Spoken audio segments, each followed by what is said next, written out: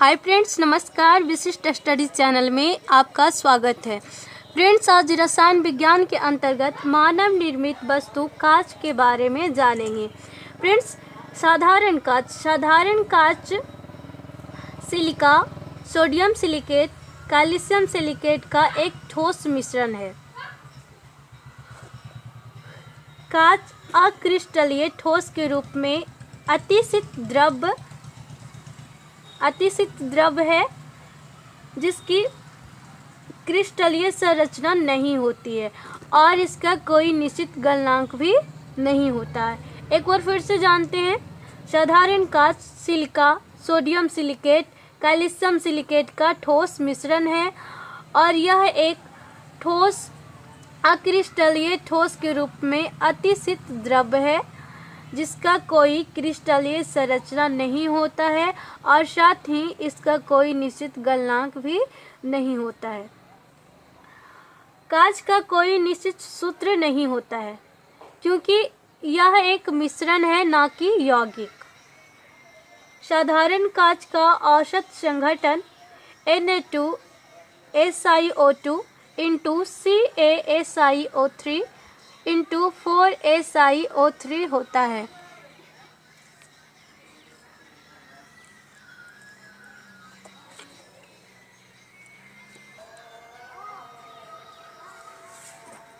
Friends, आप जानते हैं कांच का अनिलीकरण। कांच की वस्तुओं को बनाने के बाद एक विशेष प्रकार की भट्टियों में धीरे धीरे ठंडा करते हैं। कांच की वस्तुओं को बनाने के बाद एक विशेष प्रकार की भट्टियों में धीरे धीरे ठंडा करते हैं। इस क्रिया को कांच का अनिलीकरण कहा जाता है। फ्रेंड्स, रेशेदार कांच का प्रयोग बुलेट प्रूफ जैकेट बनाने में किया जाता है। रेशेदार कांच का प्रयोग बुलेट प्रूफ जैकेट बनाने में किया जाता है, जबकि फोटोक्रोमैटिक कांच सिल्वर ब्रोमाइड की उपस्थिति के कारण धूप में स्वतः काला हो जाता है। क्रोमैटिक कांच धूप में स्वतः काला हो जाता है क्योंकि इसमें सिल्वर ब्रोमाइड उपस्थित होता है।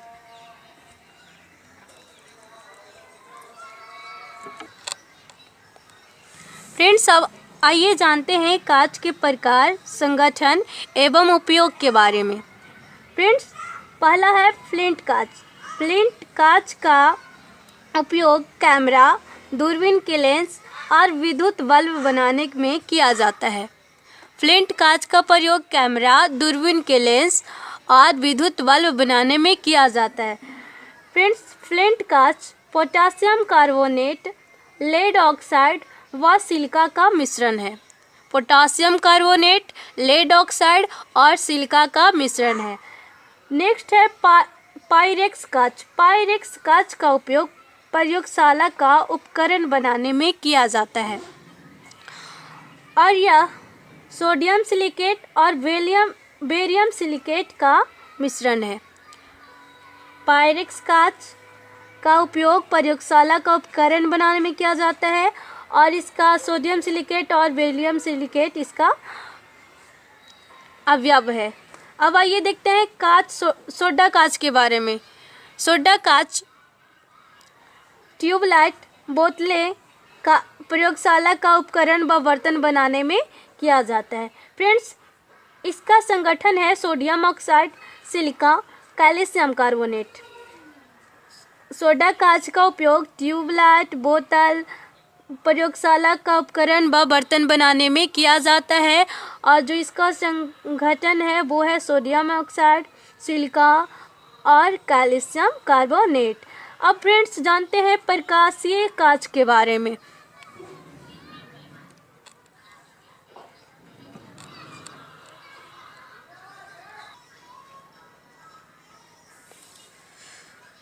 प्रकाशीय कांच का उपयोग चश्मा, सूक्ष्मदर्शी, टेलीस्कोप और प्रिज्म बनाने में किया जाता है। प्रकाशीय कांच का प्रयोग चश्मा, सूक्ष्मदर्शी, टेलीस्कोप और प्रिज्म बनाने में किया जाता है। पोटेशियम कार्बोनेट, रेड, लेड व सिलिका इसका संगठन है। फ्रेंड्स, अब जानते हैं क्रुक्स कांच। क्रुक्स कांच ये एग्जाम की दृष्टि से काफ़ी महत्वपूर्ण है, इसलिए इसे याद रखिएगा। फ्रेंड्स, क्रुक्स कांच का उपयोग धूप चश्मा लेंस में किया जाता है। धूप वाला जो चश्मा होता है उसमें इसका उपयोग किया जाता है, और इसका जो संगठन है वो है सीरियम ऑक्साइड और सिलिका। सीरियम ऑक्साइड और सिलिका क्रुक्स कांच का संगठन है। अगला देखते हैं पोटास कांच। पोटास कांच का उपयोग बर्तन बनाने और प्रयोगशाला का उपकरण बनाने में किया जाता है। इसका संगठन है पोटासियम कार्बोनेट, कैल्शियम कार्बोनेट और silica. Potassium carbonate, calcium carbonate और सिलिका। फ्रेंड्स, आइए अब जानते हैं अगर कौन सा पदार्थ कांच में मिलाने से कांच का रंग कैसा हो जाता है। फ्रेंड्स, मिश्रित पदार्थ और कांच का रंग। अगर कांच में क्यूप्रिक लवण मिला दिया जाता है तो उस कांच का रंग पीकॉक नीला हो जाता है। क्यूप्रिक लवण मिलाने से कांच का रंग पीकॉक नीला हो जाता है, जबकि क्रोमिक ऑक्साइड कांच में मिला देने से कांच का रंग हरा हो जाता है। नेक्स्ट है फेरिक ऑक्साइड।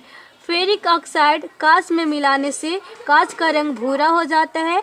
और अगला है क्यूप्रस ऑक्साइड। क्यूप्रस ऑक्साइड अगर कांच में मिलाया जाता है तो कांच का रंग चटक लाल हो जाता है।